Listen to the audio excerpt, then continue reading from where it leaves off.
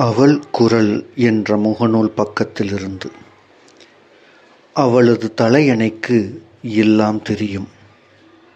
உலகமே தன்னுடையது போல தனியாக மகிழ்ந்த அவளின் சந்தோஷமான தருணங்களையும், வார்த்தைகளால் சொல்ல முடியாத வலிகளைச் சுமந்தபடி அமைதியில் கடந்த அவளின் இரவுகளையும், யாரிடமும் சென்று சேராத அவளது உரையாடல்களையும், யாரும் கவனிக்காத அவளது கண்ணீரையும் அது உணர்ந்திருக்கிறது.